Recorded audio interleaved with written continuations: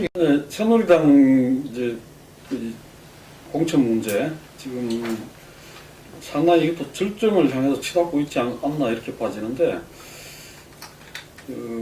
김무성 대표하고 이한구 공천관리위원장 간의 뭐 싸움으로 또 비칩니다만은 그 뒤에 보면 역시 이제 친박 비박의 그 이해관계가 엇갈리는 이런 문제 뭐 등등이 지금 있지 않나. 저는 이 본질들이 꼭 친박 비박이 아니라요.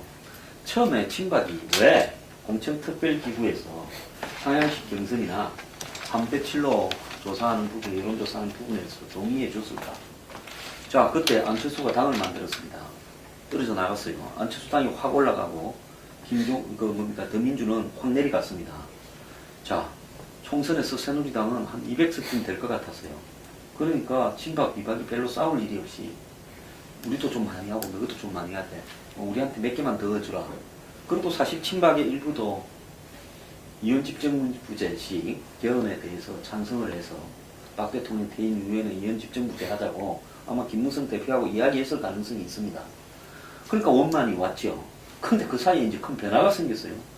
더민주가 살아나고 국민의당이 쪼그라들었습니다. 그리고 야권 연대가 될 가능성도 많아졌어요. 그러니까 뭐 200석은 고사하고 180석도 고사하고 과반수 넘으면 좀 다행일까 아닌가 이런 상황이 벌어지면서 이제 김무성 대표는 그 사이에 공천특별기구의 안을 확정시켜버렸어요. 그래서 공천관리위원장은 그야말로 확정된 것을 집행하는 거다. 이렇게 생각을 했기 때문에 이제는 못을 박으려고 권력자 발언을 하고 이 비박계통 50명 의원을 모아서 이렇게 한 겁니다.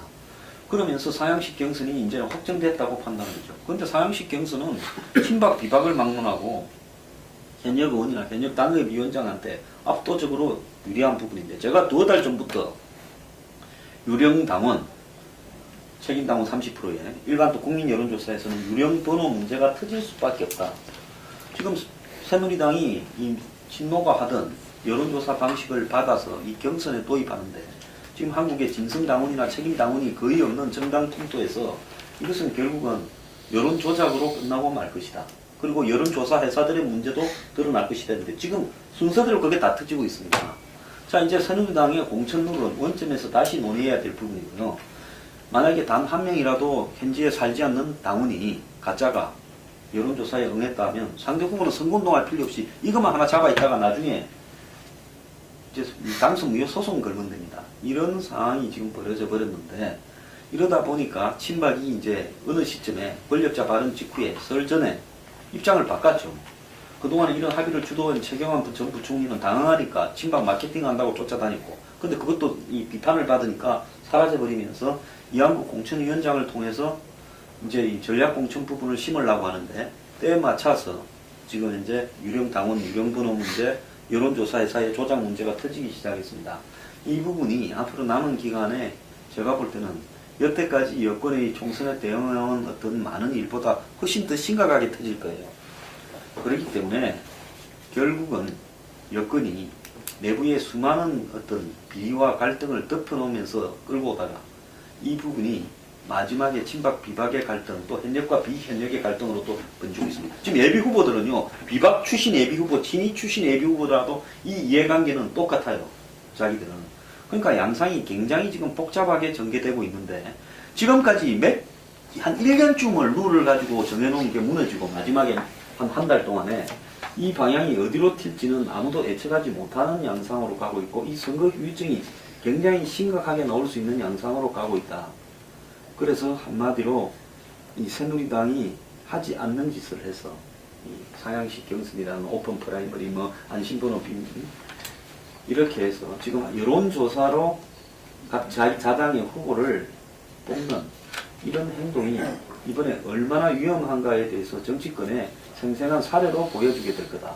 새누리당은 한마디로 해서는 안 될 짓을 한 겁니다. 이게 선거가 49일밖에 안 남았는데 이런 식으로 가면 이게 상당히 문제가 되는 거 아닙니까? 오늘 얘기로는 뭐 이건 뭐 타협이 됐다고들 얘기하던데, 저는 최근에 와서 이한구 공천관리위원장, 아마 역대 당대표를 향해 저렇게 맞서는 공천 심사위원장이라도 있었던가 모르겠어요. 저는 이게 몇 가지가 복합되어 있다고 봅니다. 하나는 김무성 대표 스스로가 그동안에 뭔가 당을 자기 중심으로 전개하는데 안 하는 것처럼 해왔던 박근혜 대통령과의 갈등 양상, 독립적인 양상을 안 보여주려고 그랬던 것에 대한 만든 스스로의 이제 결과, 효과라고 볼 수 있는 것이고, 또 하나는 애초에 상향식을 계속 얘기하는데 상향식이 제도적으로는 정착된 제도로서는 바람직한 것일지 모르겠지만은 현재 상향식이 아닌 현역을 구성하고 있는 현재의 기득권 문제에 대한 과도기적인 해결책이 없이 이게 제시했다는 데도 한계가 있을 것이다. 그런 면에서는 이제 과도기의 혁신 문제는 포기할 수밖에 없는 거 아니냐는 반박이 제기됐는데 이한우 위원장이 지금 과도기 혁신을 제기했단 말이죠. 그래서 문제가 터진 거라고 따지고 여기다 저는요. 친박 비박의 갈등이 아주 격화된 걸 중심으로 해석하는 경향이 있는데 저는 그거 못지않게 이한구라는 개인의 캐릭터가 굉장히 강하게 작용해서 이것이 시장에서 극복된 것처럼 보인다는 것입니다. 왜 그러냐면은 이한구 개인의 캐릭터는 잘 알고 계시겠지만 더구나 여기다가 이제 본인이 차기에 뭐 출마하지 않는다고 이미 불출마 선언을 해버린 상태에다가 실제 현장을 감안해 놓고 본다면은 이한구 지금 공천관리위원장이 주장하는 것이 과연 얼마나 이게 방향에 따라서 왔다 갔다 할 수 있을까? 그렇게 여지가 크지 않단 말이죠. 예컨대 대구에서 무슨 뭐 이른바 진박을 놓고 이 룰을 이한구가 주장하는 방식에 따라서 뭐 뒤엎을 수 있을 것인가? 그건 아니란 말이죠. 그렇게 본다면 실제 현장을 연결시켜서 본다면은 그렇게 이한구 공천관리위원장이 주장하는 바하고 상향식하고 몇 개의 소수는 여기에 따라서 결정적인 예가 왔다 갔다 할 수 있겠죠. 그러나 종합적으로 현실적으로 크지 않을 것이다라는 저는 생각은 있습니다. 지난번 논란이 됐던 또 이한구가 무슨 등짜 가지고 뭐 추가적으로 여러 가지 전략공천 가능성이 있지 않냐 했었는데 이한구 같이 뭐 그런 거 정밀하게 보는 사람이 좀 잘못 본 것 같은데 여성 장애인 등 정치적 소수자가 뒤로 붙어 있는데 소수에 한정시킨다 해가지고 아마 당 내부에서 이른바 진박을 논란으로 한 그런 전략공천 차원의 등이 아니라 청년이라든가 다른 그런 소수를 배려하는 쪽이기 때문에 그 문제를 오해하지 말아달라고 아마 이한우 위원장이 했다고 해서 지금 내부적으로는 이제 그렇게 뭐 다 정리가 된 것처럼 일단 얘기를 하더라고요. 밖에서 보기에 이 문제가 갈등이 격화돼서 안 좋은 평가를 받아서 그런가 모르겠는데 일단 그런 방향으로 가고 있어서 저는 밖의 갈등은 뭐 커 보이지만은 실제 현장에 대입시켜놓고 본다면은 이게 그렇게 얼마나 큰 쟁점이 될까 저는 그렇게 보지 않는다. 오늘 합의가 됐다는 내용은 뭡니까? 뭐 그렇게 이한구가 주장하는 것처럼 그렇게 뭐 저성과자 컷업하는 식으로 한다든가 그것이 아니고 뭐 이런 것에 대해서는 충분히 공천관리 차원에서는 당원에도 우선 추천 지역은 공천관리원에서 결정하도록 되어 있는 것이기 때문에 그런 소수 지역 같은 것은 당이 공천관리원회가 주도해서 할 수 있는 거 아니냐 그런 정도로 후퇴했다고 얘기하더라고요. 근데 저 문제는 아까 말씀하셨던 저 유령당원 안신번호 뭐 이래 그 문제는 그 계속 제기할 수 있는 여지가 있는 거 아니겠습니까? 그거는 지금 솔직히 말하면 제가 그랬어요. 새누리당이 책임당원 명부를 예비 후보들한테 다 주라고 제가 제 인터넷 방송에서 한 10번도 넘게 이야기했어요. 그렇게 하면 유령당원 문제가 얼마나 심각한지 다 드러날 거다. 이랬는데 안 주고 있다가 30만 원 받고 엉터리로 줬다가 또 항의를 받으니까 이제 줬다가 막 스트림이 시작하는 부분이란 말입니다. 근데 이게 유령당원뿐만 아니라 국민 여론조사에 국민 그 안심번호로 변환되는 샘플에도 30-40% 이상의 가짜가 있다는 이야기가 곳곳에서 지금 나오고 있습니다. 그렇다면 결국은 본선에 가서 투표를 할 수 없는 그 지역구에 살지 않는 사람이 지금 이 후보를 이 공천하는 경선에 영향력을 행사하는 부분이 그게 이제 입증만 된다면 결국은 나중에 무더기 당선 유효 소송의 계기가 될 수 있는데 이 부분을 지금까지도 전수조사를 해서 유령당원이 없다, 문제가 없다라고 듣고 나고 어제 또 대표가 또 그렇게 이야기했어. 문제가 없다. 근데 문제가 있고 없는 문제가 아니라 이미 이것이 보편적으로 문제가 나타나고 있는데 문제가 없다면서 지금까지 끌고 오다가 나타났단 말입니다. 그리고 어제 선관위가 여론조사 회사를 압수수색한 것이 KBS만 나오고 딴 데서는 지금 별로 안 나오고 있는데 거기에도 샘플을 맞춰서 거기에 맞추는 부분에 협조해주는 내용이 들어가 있다는 거 아닙니까? 그렇기 때문에 지금 새누리당의 여론조사는 제가 볼 때 이번에 공천 경선을 100% 국민 여론조사로 해서 책임당원을 뺀다 하더라도 떨어진 예비 후보들이 다수가 거기에 대해서 소송을 낼 수밖에 없고 그 부분이 나중에 차후적으로 이제 자료가 압수가 되어서 조사에 들어가면 숱한 문제를 낳을 수밖에 없다는 겁니다. 그래서 이 문제가 지금 뭐 김무성과 이한구 간의 합의를 보는 차원을 넘어서서 당사자들은 선거가 자기 엄청난 돈과 자기 인생을 걸고 뛰고 있는데 위에서 합의했다고 합의될 일이 문제를 넘어서 버렸다는 겁니다. 그러니까 판도라 상자를 열은 거예요. 안심번호까지 문제가 된다는 것이 이제 새누리당뿐만이 아니라 그러니까 다른 당도 똑같이 더민주당이나 국민의당에도 유사한 문제가 터져 나올 거라는 거죠.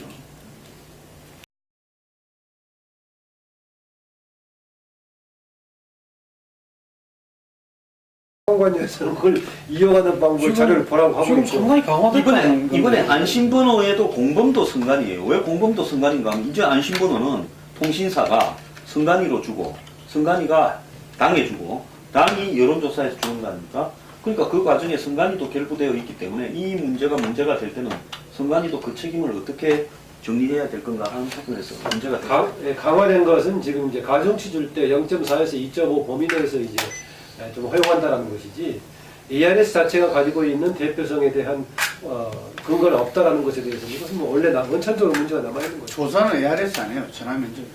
지금 계속 그동안 발표됐던 거 다 이제 바꿨어요, 다 현재는.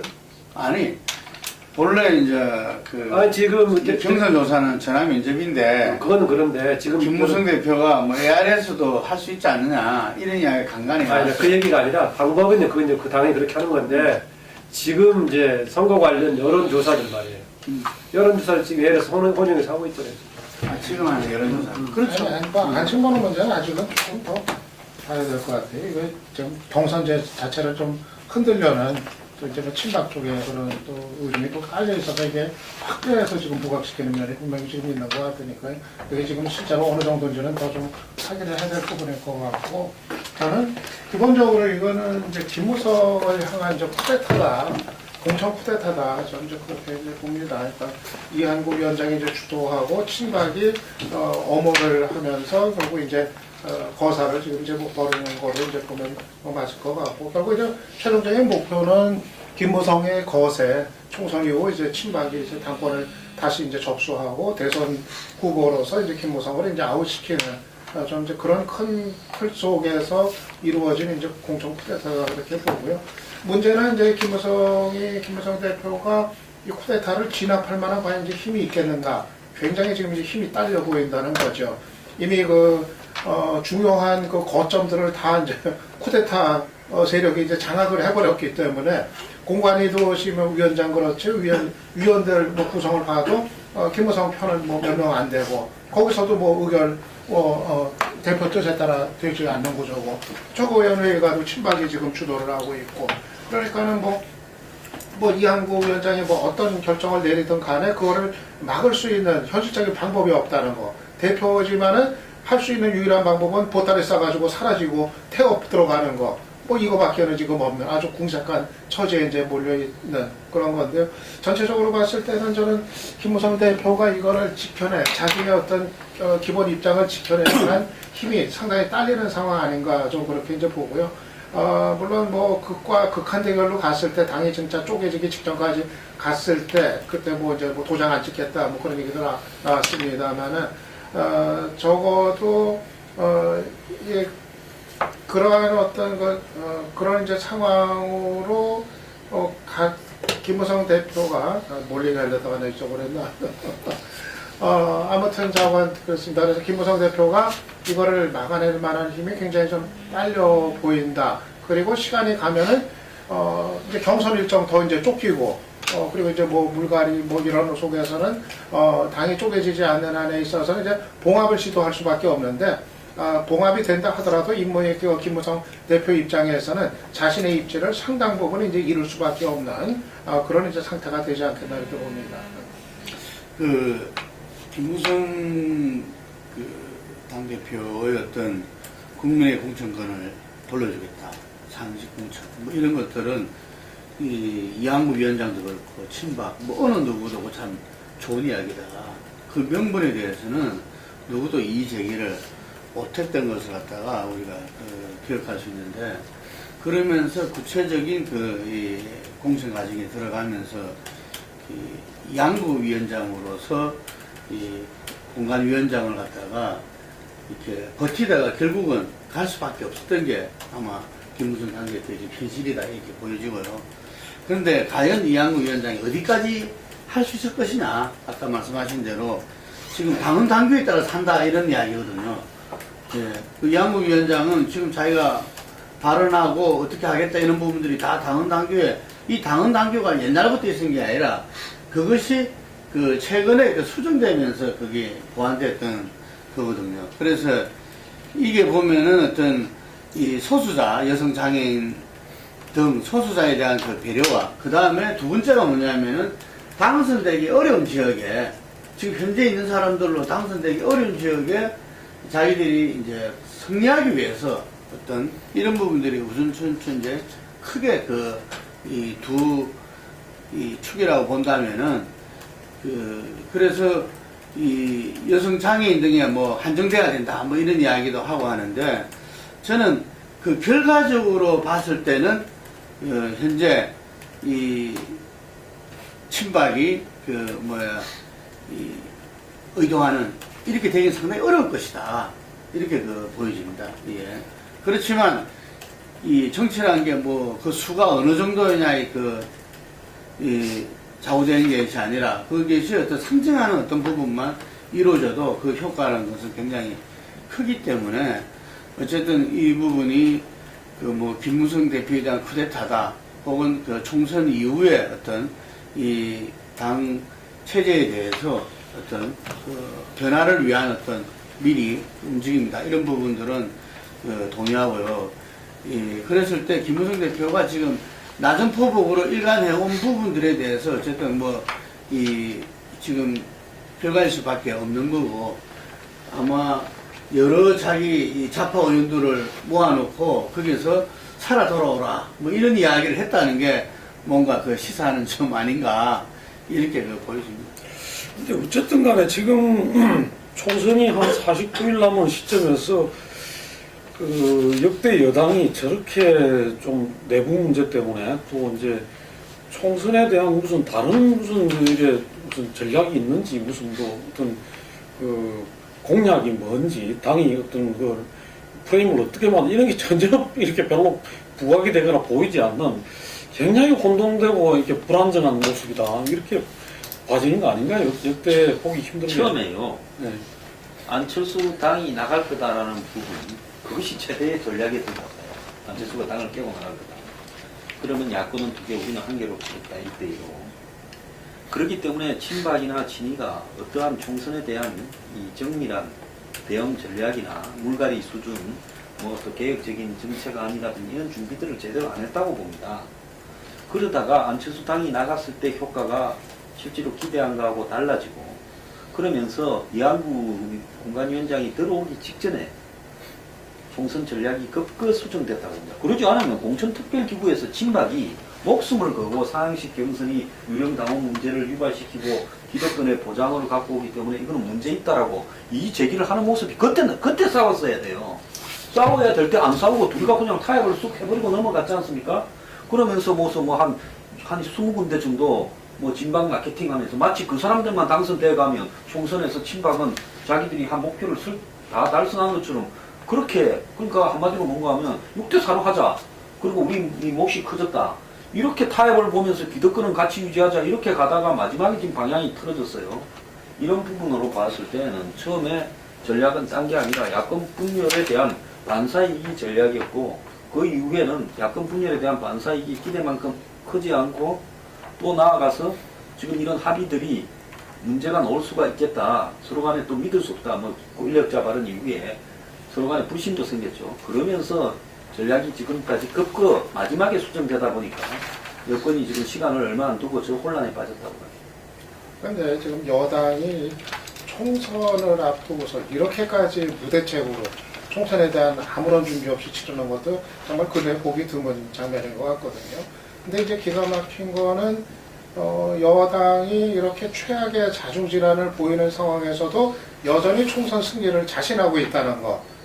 이게 사실은 대단히 이제 놀라운 이제 장면이죠. 여전히 지금 새누리당에서는 180석 목표 얘기는 변함이 지금 이제 없는 거고, 그리고 사실은 또 야당 쪽에서도 야권에서도 여당이 저렇게까지 지금 내분을 겪고 있지만은 여전히 뭐 여당이 이길 거라는 어떤 그런 심리가 지금 여전히 지금 살아있고 그리고 뭐 심지어 200석이 넘을지 모른다는 이 위기의식이 여전히 지금 자리하고 이건 결국은 여전히 그 야권 분열 속에서 지금 이제 치러지기 때문에 야당이 지금 일려 다야구도 속에서 치러지기 때문에 이게 구조적으로 지금 뭐 여당이 어떻게 하고 여당이 아무리 지금 죽을 쓰고 내부적으로 또 야당이 아무리 지금 최선을 다하고 뭐 준비를 한다 하더라도 이게 구조적으로 지금 이제 야당한테는 쉽지 않은 선거라는 것을 보여주는 장면 아닌가 이제 생각을 합니다. 그래서 뒤에 얘기하겠지만은 결국은 이제 또 이제 야당의 문제로 얘기가 갈 수밖에 없는 이런 상황 아닌가 봅니다. 이번 총선을 앞두고 새누리당은 특별한 위기의식이 저는 없었다라고 봐요. 어디냐고 찾아보냐면 2008년에 18대 총선을 앞두고 있던 시기라고 봅니다. 당시도 그냥 별로 위기의식이 없고 워낙 심지어는 민주진영의 몰락이라는 당시 진단들이 와볼 정도로 지지율이 이제 열린우리당 후유증으로 떨어져 있을 때였고 그럼에도 불구하고 내부적인 논란은 당시 강재섭 당 대표가 3월 하순에 총선을 앞두고 불출마 선언을 할 정도로 이렇게 상황이 그때 어려운 점이 있었죠. 이번에 저는 이렇게 위기의식을 가지지 않고 있다가 내분이 이렇게 크게 보이는 이유는 한 두세 가지가 섞여 있다고 봅니다. 하나는 이제 방금 말씀했다시피 상대적으로 우위에 있기 때문에 뭔가 우리가 개혁을 해야만 이길 수 있다는 이런 문제의식이 없는 상황 객관적으로 그랬다. 압도적으로 항상 40% 내외가 있고 상대 쪽은 이제 뭐 절반 정도에다가 조금 전에 황 소장 지적했다시피 이제 신당은 예견되어 있는 상황이었었고 그런 것이 안주하게 만들었고요. 또 하나는 여기에다가 당이 독자적으로 무슨 문제의식을 갖지 못하게 만드는 최근의 구조였다. 뭐였냐?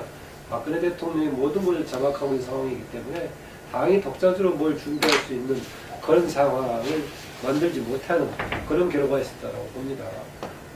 그렇기 때문에 이런 것이 엮어져서 그렇게 됐는데 실제로 이후로 과연 진행이 될 때 어떻게 될 것인가 정말 이게 아까 반복적으로 나옵니다만 이렇게 당 집권 여당이라는 것이 선거를 얼마 앞두고 이렇게 내분이 모인다거나 아니면은 국민들의 호소하는 명분을 정리하지 못하고 있다거나 이런 상황이 있느냐라고 하는 거겠지만은 같이 선거구 획정도 이제 되고 있는 상황이기 때문에 그것은 다 전반적으로 같은 상황이어서 저는 이것은 역시 유창선 박 지적한 대로 야당과의 상대적인 경쟁의 결과로서 기결되지 않을까 그렇게 봅니다.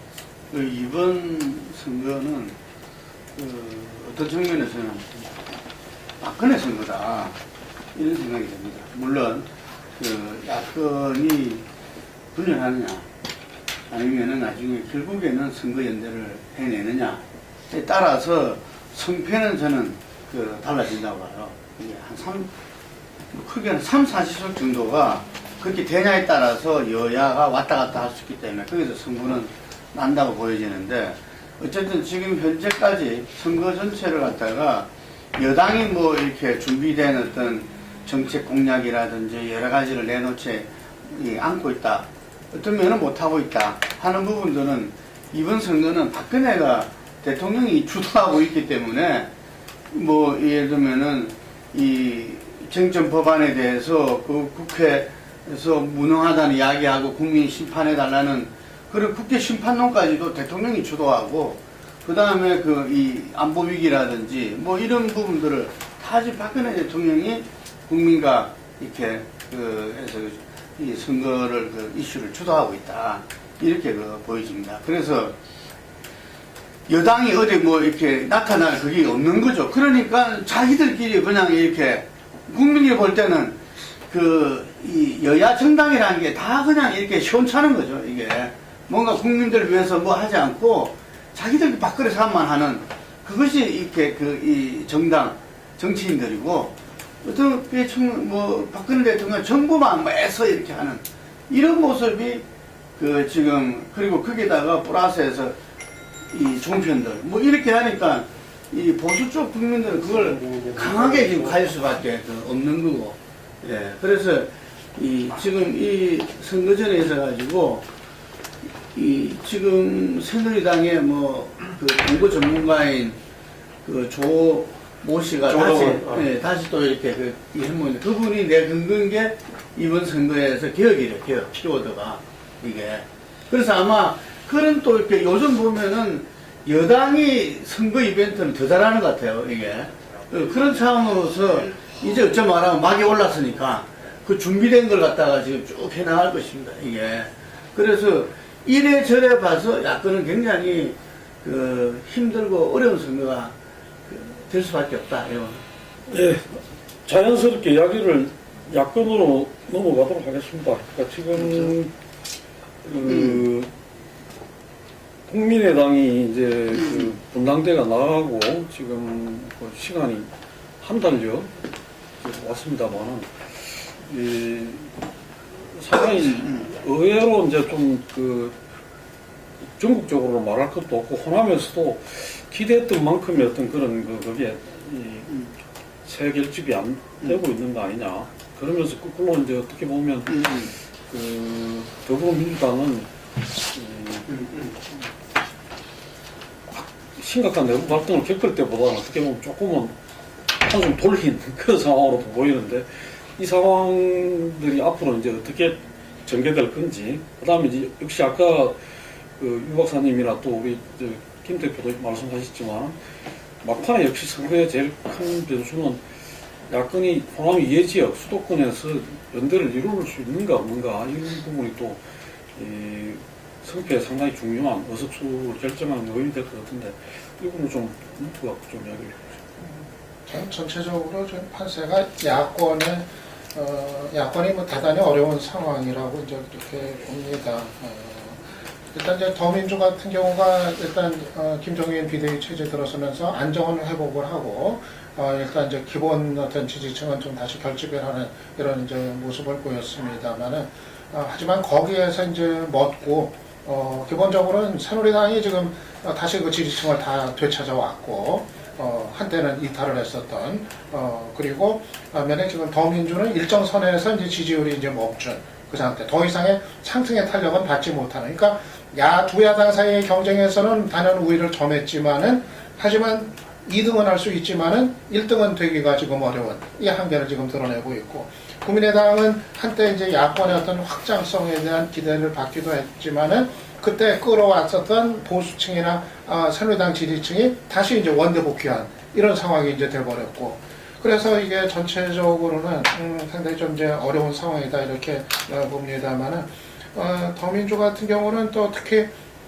한때 김종인 체제의 이제 우양우 행보 이게 상당히 대내외적으로 혼선을 가져와 가지고 뭐 상당히 또 이 지지층 어떤 결집 자체도 상당히 이완되는 거 아니냐 이런 또 이제 생각도 들었는데, 일단 이제 필리버스터 과정 이거 거치면서 다시 이제 좀 그런 거는 또 유지가 되는 아마 그런 이제 효과는 있을 거로 예상이 됩니다만은 아무튼 지금 상황이라고 하면 전체적으로 보면은 뭐 두 야당 사이에 이제 경쟁은 뭐 계속 자관 뭐 갈 수밖에 없고, 두 야당 사이에서는 자기들 어떤 적극적인 이제 경쟁이 펼쳐져야겠지만은, 하지만은 이제 수도권 지역을 중심으로 해가지고 또 수도권 이외에 비호남 지역 정말 거기서도 좀 필요한 데에서는 접전 지역, 여야 간의 어떤 접전 지역에서는 아마 야권 연대 이건 좀 불가피한 거 아닌가 하는 생각이 들고요.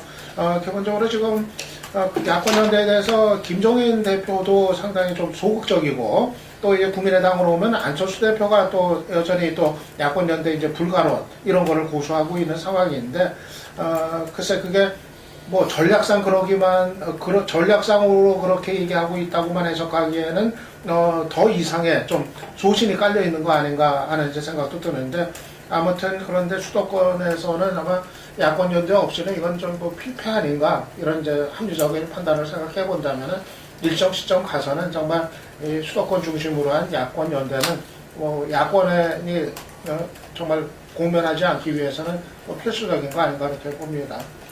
저는 이 지금 안보가 굉장히 좀 위기고 경제도 위기인데, 박근혜 대통령이 40% 중후반이 나오고 새누리당 지지율이 40% 가까이 나온다는 부분에서는 야당이 솔직히 말하면 접시물에 코를 박고 다 죽어도 시원찮다고 저는 봅니다. 솔직히 야당으로서의 역할을 거의 상실했다고 봐요. 야당만 모르고 야당 핵심 지지자만 모를 뿐이라고 봅니다. 어떤 아젠다를 가지고도 대응을 못하고 있고, 집이 다 안 무너진 걸 만족해 하고 있지 않습니까? 솔직히 국민의당과 더민주당의 싸움은 끝났다고 보고요. 국민의당은 제가 볼 때 교섭단체가 안 될 걸로 보고 있습니다. 자, 그러면 마지막에 이제 단일화를 한다는데, 이제 이런 문제가 발생할 거예요. 김종인 대표가 친노의 일부를 물갈이 하지 않으면 김 대표도 친노의 한마디로 하수인처럼 될 거고, 그럼 물갈이를 하게 되면 객이 들어와서 주인 행사한다고 될 거고. 자, 이 부분에서 김종인 대표를 그럼 왜 데려왔을까? 사람 많은데, 저분 뭐 성격이 원만한 것도 아니고, 무슨 뭐 만만한 사람도 아닌데 왜 데려왔을까? 유일한 거는 이 경제적 불평등이라는 이런 부분을, 경제민주화 이런 부분을 총선 대선의 이슈로 가서 걸러서 이기겠다. 이런 생각으로 데려오지 않았겠어요? 자, 그런데 지금 정작 총선은 다 돼가는데 경제적인 문제는 이슈도 되지 못하고 있어요. 아직도. 뭐 북한이나 양복 변수에 눌려서. 근데 이제 이 문제에서 지금 보면 야권 스스로가 안보 문제를 더 키우지 경제 문제, 야권은 제가 봤을 때 합리적이라면 안보 문제에 대해서는 비판할 거는 비판하면서 협조할 거는 협조하고 경제 문제에 치중해야 되는데, 여권이 짜놓은 판에 따라가 놀아나면서 필리버스터 하는 게 선거운동에 도움이 될 거라고, 그건 진짜 자기 표 붙이는 겁니다. 나는 큰 착각들을 하고 있다고 봐요. 외연을 전면 확장시키는 부분이 되지 못하고 있다는 거예요. 그럼 이런 부분 속에서 마지막에 이제 쳐내면, 쳐낸 사람 중에 일부는 또 국민의당에 가서 교섭단체를 만들어 줄 거예요. 자, 마지막에 단일화를 하는데, 안철수 당은 지역별로 경선을 해서 수도권하고 뭐 충청 지역에 경선에서 이긴 사람 하자 하겠습니까? 그래 안 하지요. 어떻게 하겠습니까? 과거 민노당식으로 최소한 한 5개는 보장하라, 10개는 보장하라, 20개는 보장하라, 이런 식으로 단일화를 하면서 이쪽은 우리 보장하고 저쪽은 너 보장하라, 이렇게 하지. 그게 안 되면 같이 죽자고 할 거예요. 그러면 전 단일화가 어떤 형태로든 시도될 거는 100%라고 보는데, 시도를 할 때 안철수 당이 단일화에서 요구하는 부분은 경선을 해서 이기는 쪽으로 모아주자 하면 거의 대부분 더민주가 다 이기겠죠. 안철수 의원이나 한두 명 빼놓고는. 그러기 때문에 결국은 안철수 당에서는 수도권이나 충청에서 우리한테 적어도 단일화 지역을 뭐 15개나 20개나 이렇게 보장을 하라, 이렇게 될 거고, 그 합의가 굉장히 쉽지 않을 수 있다는 겁니다. 그리고 그런 합의들이 추악한 모습으로 비춰질 수도 있고요. 그렇기 때문에 이 야당이 이번 선거에서 제가 봤을 때 상식적으로만 해도 뭐 더민주는 원래 있던 의석보다는 더 나올 거고, 지금 이대로만 가도 뭐 저쪽에 국민의당은 교섭단체나 좀 안 될 것 같고 이렇게 끝날 건데, 그리고 새누리당 크게 많이 얻지는 못할 거예요. 제가 볼 때 뭐 지난번 총선에서 이긴 152석 안팎이라고 보는데, 그런데 야당 스스로가 지금 그 내부에 수도권이나 이런 부분에서 단일화가 안 되면 다 떨어진다 이렇게 생각하고 있는데, 실제로 단일화를 할 때 안철수 쪽의 교섭 조건이 받아들일 수 있겠느냐, 쉽지 않다는 게 문제가. 저는 볼 때 87년도 우리가 후보 단일화 안 된 뭐 이렇게 준행인 케이스가 그때 YSDJ였는데, 만약에 그때 지금처럼 여론조사가 발달돼가지고 그 결과가 나왔으면 이 두 분이서 단일 안 할 수 있을 것이냐, 저는 했다고 봅니다.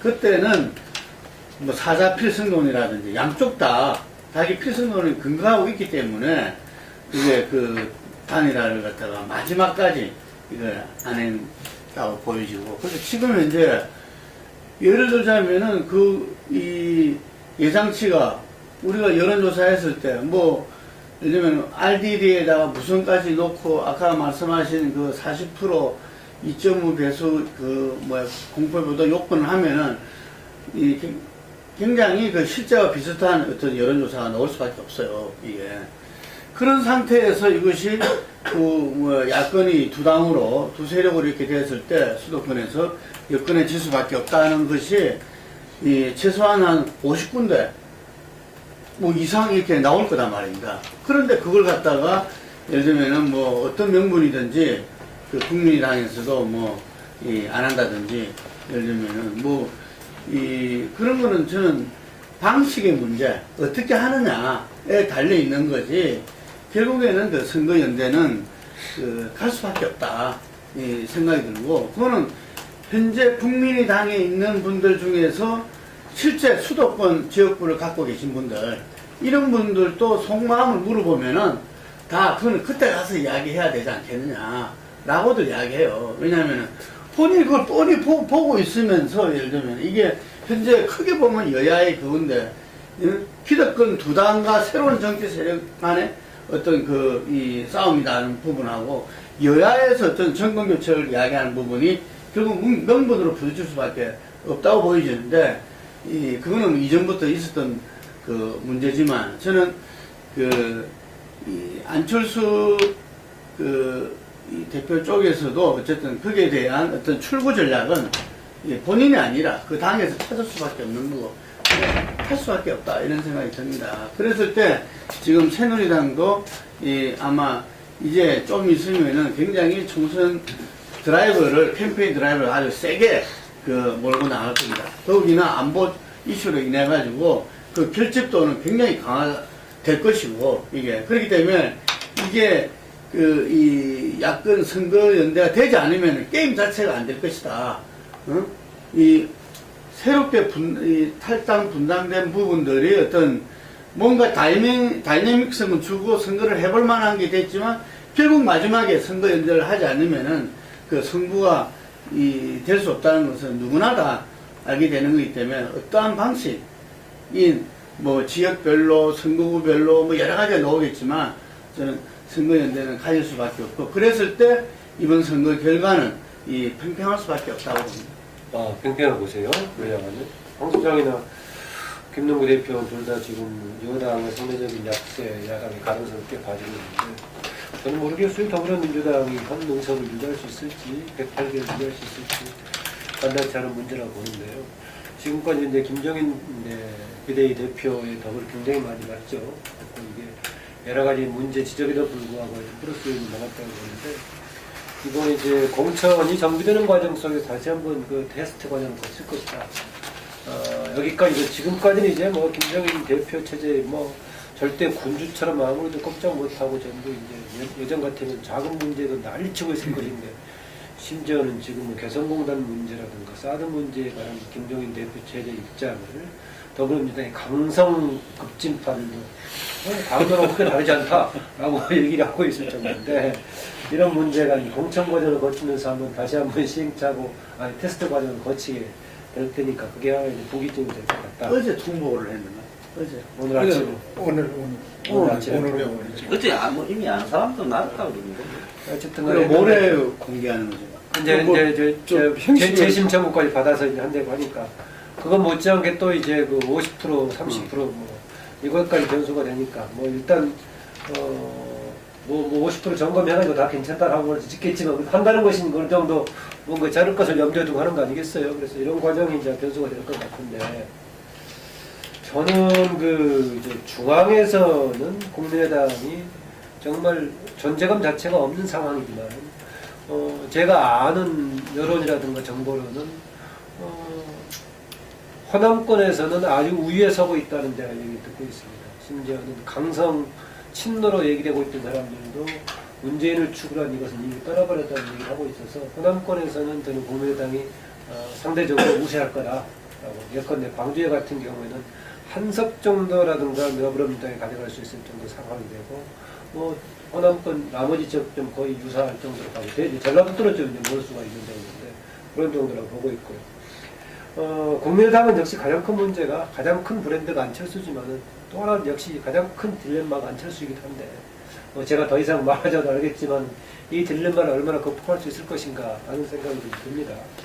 그동안의 지지가 원래 잘했던 이유는 중앙에서의 전국을 향한 스피커 자체가 없었던 점도 있지만은 각 지역에서도 현역이라든가 유력한 지역위원장들이 없었기 때문에 재생산 구조 자체가 없었던 겁니다. 그럼 선거 일정이 본격화되면서 그런 역할을 할 수 있는 사람이 제자리에 설 수 있을 것인가 이것 좀 과제로 남고요. 저는 수도권의 연대 가능성을 굉장히 낮게 보는 쪽입니다.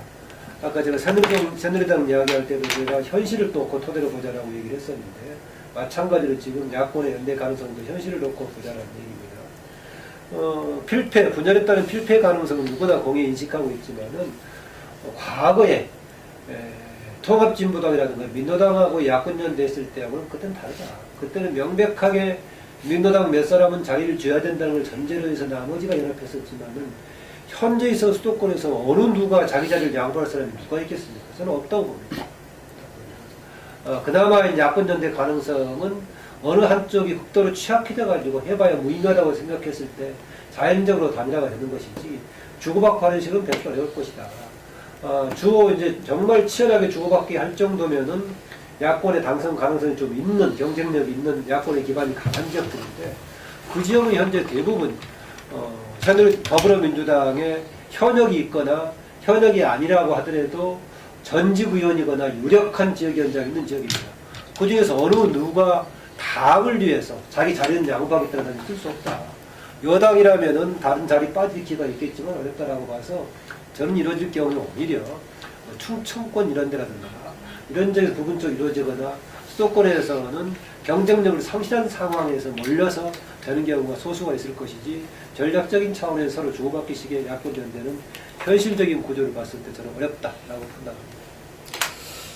저도 뭐 사회 그게 아니고 그러면 그 상층에서 이렇게 그 당의 어떤 그 뭐 지도부 간의 협의를 통해서 야권 연대를 하는 방식은 이번에는 좀 기대하기 어렵지 않겠나.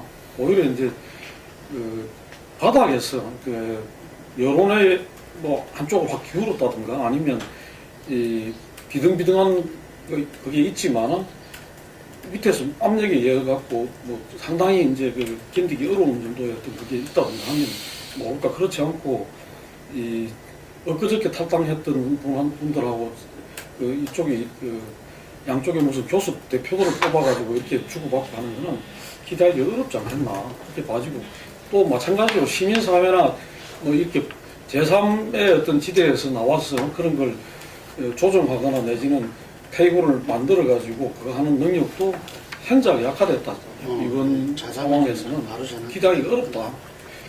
그렇게 본다면 수도권의 연대의 필요성은 있지만 그걸 현실화하기 위해서는 각 지역별로 이렇게 그 밑에서 그 위로 그거 하는 그런 방식으로 조직해 가지 않는다면 실제로 기대하기 어렵지 않겠나. 그렇게 봤을 때는 저도 선거 결과에 대해서 상당히 좀 우울하게 보는 쪽입니다.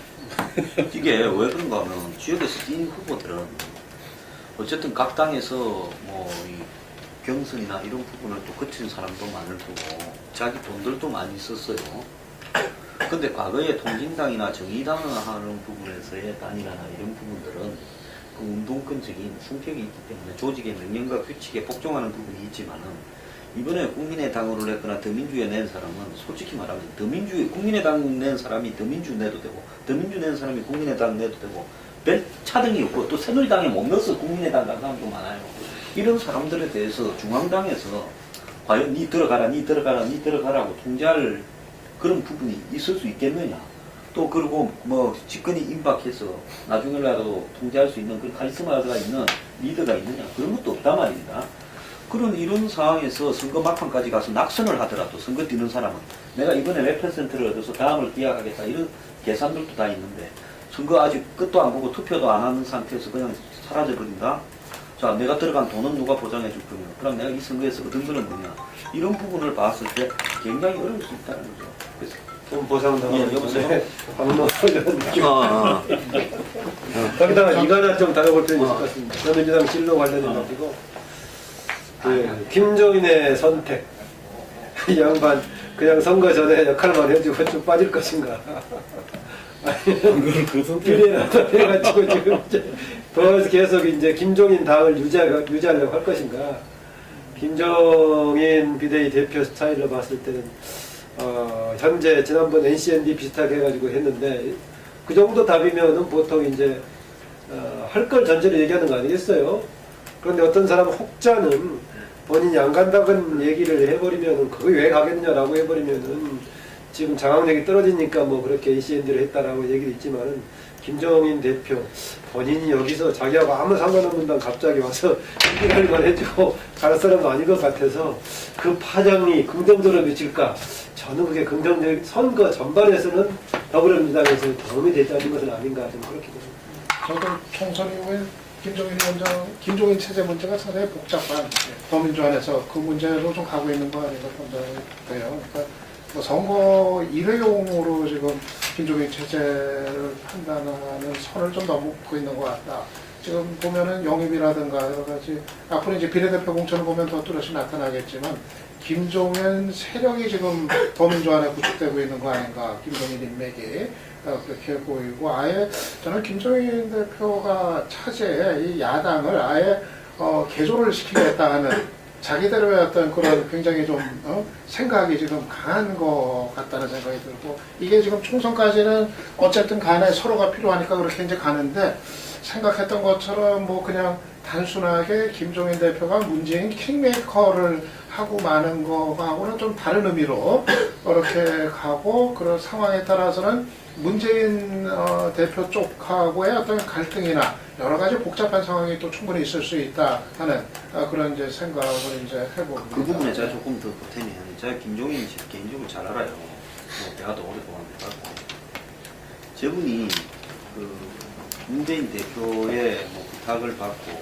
갈 때 총선용이 아니라 대선까지 경제민주화 가치를 가지고 경제 불평등 문제를 진단하면 뭐 문재인 대표야 경제가 계속 악화되어 갈 상황이 많으니까 20, 30, 40대, 50대까지 표를 결집시킬 수 있다. 근데 논리적으로 야권이 이 부분을 각을 세우거나 이슈화하지 못한다.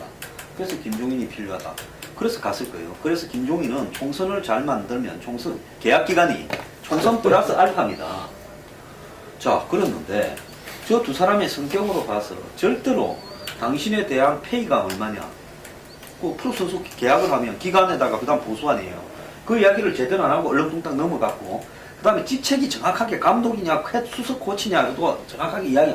그래서 처음에 공동선대위원장이니 뭐니 하다가 김종인이 강하게 반발하니까 단독 선대위원장이 됐고, 또 그러면 당의 체계는 어떻게 할 거냐고 하니까 비대위원장까지 검어져 버렸단 말입니다. 비대위원장이 대표로까지 이름이 바뀌었죠. 네, 그래서 이제 대표로까지 이름이 바뀌었어요. 그래서 김종인 씨는 자기가 어떤 가진 부분을 실현해서 뭘 만들겠다라는 공명식임이나 자기에 대한 프라이드가 한국 사회에서 엄청나게 강한 사람이에요. 저 사람은 자존심이 상해서 악수하러 다니기 싫어서 지역구 출마 안 하고 비례대표 한 사람이에요. 그러기 때문에 진노가 급해서 이 하나를 데려왔지만은 한 사람을, 저 사람이 엄청난 영수증을 진노한테 발부할 거라는 거죠.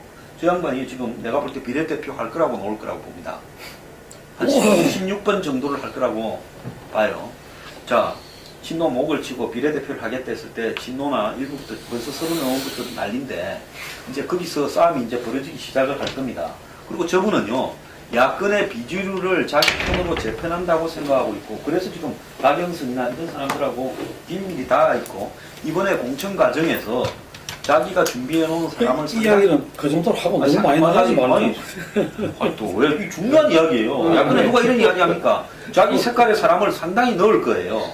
그래서 자기 개파를 형성해 갈 때 이제 친노가 뒷감당하기 어려운 사태가 있기 때문에 더민주당도 새누리당의 저 싸움을 보면서 희낙낙할 게 아니라 이제부터 더민주당이 집구석 싸움이 생기게 됐다라는 거예요. 아니 그러니까 나는 두 분 이야기를 들으면 조금 헷갈리는 게, 그 이야기가 성립이 되려면 더민주당이 상당히 저 총선에서 괜찮은 결과를 얻을 거다 이런 분석이 전제된다면 그거를 저는 지금 110석에서 130석 대라고 올라타고 김종인이 그 성과를 가지고 자기가 그 다음에 뭐 이렇게 한다는 게 되는데, 뭐 별로 야권이 그 연대도 그렇고 잘 안 될 거다 이렇게 본다면, 그러니까 제가 보기에는 총선 끝나고 나서 자기가 뭘 하겠다고 우기고 가는 게, 아이고 뭐 우리 상황이 진짜 어려우니까 조금 더 계시라, 나가봐야 지금 당장 우리가 다른 별수도 없고 이렇게 한다고 볼까. 그거는 거의 뭐 유동적이니까요. 근데 그러니까 이 이야기를 너무 그렇게 많이 나가지 말자. 그래서 아니 이거는 더민주당이 앞으로 어떻게 갈 거냐 하는 부분에서, 총선까지의 부분에서 매우 중요한 테마입니다. 이 부분이. 상당히 의석을 방송을 괜찮게 보는 전망 쪽인데. 근데 지금 더민주가 야권 연대를, 이게 우리가 이제 지금 우리 정치부와 같이 시뮬레이션을 지금 좀 해보고 있는데, 그 1차로 한 거에 보면은 야권제 하고 안 하고 모르셔서 가장 그한 당이 그 더민주야. 한 50석 정도가 더 가냐 안 가냐. 그러니까 한 85 정도 됐다가 야권 연대를 하게 되면은 이게 140석, 이게 120석까지로 이렇게 가는 이게 있거든요. 그러니까 더민주는 어쨌든 간에 제가 현장에 있는 사람들도 봤을 때 어쨌든 자기들은 야권인들 지금부터 생각하고 막 여러 가지로 지금 이제 모색하고 지역 차원에서 지역구 차원에서 그걸 하고 있거든요. 이게 그러니까 어떤 식이든지 국민의당 사람들한테 명분을 주고 그 속에서 뭔가 어쨌든 파워를 가진 사람한테 어째 나머지 사람들이 뭐 그 당이 그걸 따라 붙겠냐 듣겠냐 이러지만 또 어쨌든 간에 또 당은 당이니까 그런 식으로 해서 어쨌든 간에 그 사람들한테 뭐 뭔가 이 자기들은 어떤 그 이 단일화를 갖다가 보장해 주면서 어쨌든 다른 지역에 이렇게 이 하는 여러 가지를 갖다 지금 그 모색할 수밖에 없는 그 부분인데 그러니까 그 김종인 대표 같은 경우에서도 저는 맨 처음부터 그렇게 봤어요. 친노가 김종인 대표를 따라갈 수밖에 없다. 왜? 지금 현재 그 총선 그 전국에서는 이 친노란 부분들이 나타나면 안 되는 거고 어쨌든 김종인 대표가 끌고 나가면서 선거를 치를 수밖에 없으니까 그런 건데 이 김종인 대표가 만약에 야권 재편까지도 본인이 생각하고 지금 보면 여러 시스템들 갖다가 자기 사람들 자기 구상대로 그 해나가고 특히 이번에 그 혁신안에도 그 없었던 예를 들면은 중진 뭐 50% 3선 이상 그리고 30% 초대선 이 부분까지도 아마 칼을 들고 그렇게 그 한다면은 이거는 그 문재인 대표가 준비해 놓은 안이 아닌 거죠. 예를 들면은 왜? 제가 볼 때는 김종인 대표는 그 플러스 알파라고 하는 것은 이 선거의 어떤 결과와 밀접하게 그 연관되어 있는데 사실 더민주가 그 다음에도 별 대안은 없을 거다 이런 이야기고 하지만 대선으로 가는 마당에 1차적으로는 자기 세력의 어떤 직결로 봤을 때 그 김종인 대표가 이번에 이 어떤 선거에서 일정 정도 성과를 내지 못하면 계속 가기는 좀 어려울 것 같아요. 그러니까 플러스 알파는. 예. 요 이야기는 이 정도로 하고, 그 다음에 오늘 사실은 이제, 이게 3월로 나가기 때문에 총선 지역별 전망을 하려고 생각을 했습니다. 그런데 지금 이제, 아까 하신 대로 우리 폴 뉴스에서는 자체로 이렇게 시뮬레이션을 해본 게 있는데, 이야기를 잠깐 할까요? 뭐 전체 환경이 지역 너무 그러니까 네. 만약 이게 조금 이렇게 확정된 다음에 네. 그 뭐야 이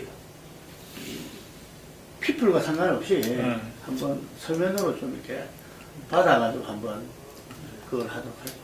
그냥 전체 전망만 네. 한마디씩 마지막으로 그냥. 네, 네, 그러시죠, 그럼. 저도 아까 좀 얘기 나왔지만은 아무래도 야권한테 상당히 좀 어려운 선거 결과로 갈 가능성이 현재로 좀 크지 않나 좀 그렇게 이제 봅니다. 이제 관건이 아까 김동구 대표 얘기처럼 수도권 중심으로 한 지역에서의 야권 연대가 막판에 어떻게 될 건가 이게 사실은 최대 이제 변수가 될 텐데 구조적으로. 근데 이게 워낙 이번에 이제 복잡한 단일화가 될 수밖에 없는 환경이기 때문에요. 이게 뭐 중앙당 차원에서의 전면적인 뭐 지분 나누기식의 단일화 이게 지금 현실적으로 불가능할 거고 결국은 지역의 사정에 따라서 대단히 좀 융통스 케이스 바이 케이스로 이렇게 이제 될 가능성이 있고 그건 뭐냐면은 그게 관리가 되는 데는 단일화가 되지만 그게 관리가 제대로 안 되는 데는 단일화에 실패하는 그러니까 상당 지역은 또 놓칠 수 있는 이런 게 또 여전히 있다는 얘기이기 때문에 아마 건지는 데는 건지고 또 그냥 건지지 못하고 그냥 가는 데는 가고 이럴 가능성이 크지 않겠나. 그래서 전반적으로 야권 연대 과정을 야권의 각 당들이 어떻게 관리를 제대로 하는 그 능력을 보이느냐에 따라서 그게 또 이제 좌우가 될 것이기 때문에 그게 이렇게 말처럼 또 쉬운 일은 아니기 때문에 한 반은 얻고 단일화가 된다 하더라도 반은 얻고 반은 잃고 이럴 가능성도 상당히 크다고 보이고요. 그래서 전체적으로 봤을 때는 저도 그 국민의당이 아까 김만우 박사 얘기처럼 저는 호남에서는 아마 좀 우위를 점할 가능성이 현재로서는 그러니까 안, 천, 정 이 효과가 어느 정도 먹히면서 좀 호남 정도는 좀 앞서지 않겠는가. 그리고 수도권에서 아주 좀 뛰어난 경우 몇몇 되면 이제 비례대표 합해서 국민의당은 그저 이제 교섭단체가 되면은 성공하는 정도. 아마 그런 정도 선 아닐까 예상을 해보고요. 더민주 같은 경우가 전면적인 단일화가 성공이 안 된다고 했을 때 지금의 의석수를 과연 지킬 수 있을까? 그렇게 좀 쉽지 않은 그런 선 아닌가 보고, 그래서 전체적으로 봤을 때는 여전히 좀 여권한테 상당히 여당한테 좀 유리한 그런 환경이 아니겠나 그렇게 봅니다. 저는 이걸 봅니다. 일단 새누리당이 대승할 가능성은 별로 없다. 승리한다면 150석대에서 승리할 거다. 그리고 야권에서 싸움은 끝났다. 더민주로 완전히 기울었다. 호남에서도 국민의당은 간간히 하나씩 될 거다. 광주 전남에서는. 전북에서는 될 사람이 별로 없을 것 같다. 그리고 수도권에서는 그야말로 한 두세 개라도 되는 다행이다. 저는 그렇게 봅니다. 그럼 이제 지금 안철수 당이 당 지지율로 10% 안팎, 안철수 개인 지지도 10% 안팎 해서 내려와 있는데 여기에서 조금 더 빠지는 상황이 오게 되면 오히려 단일화가 쉬울 수는 있어요. 워낙 기울었기 때문에 아마 지금 국민의당 근처에 가 있는 동교동계 이런 사람들이 굉장히 마지막에 안철수의 반기를 들고 단일화 압박을 가할 수 있을 겁니다. 그런 어떤 부분 속에서 단일화가 어떤 방법을 찾을 수도 있을 거라고 봐요. 근데 이제 중요한 것은 더민주가 지금 테러 무슨 방지법이니 이런 것들이 실제로 국회의원들은 엄청나게 중요하게 생각을 하고 자기 주변에 보면 북한인권법, 테러 방지법 이런 데에만 관심을 가지고 있는 것 같은데 일반 국민들은 테러 방지법이나 북한인권법 이런 데 큰 관심이 없습니다. 그래서 적당히 하고 이런 데서 빠져나와가지고 총선에 각을 세워야 되는데 각을 못 세우면 솔직히 더민주가 의외로 의석을 많이 못 얻을 가능성도 있다는 겁니다. 새누리당이 뭘 잘해서 어떻게 할 가능성은 별로 없어요.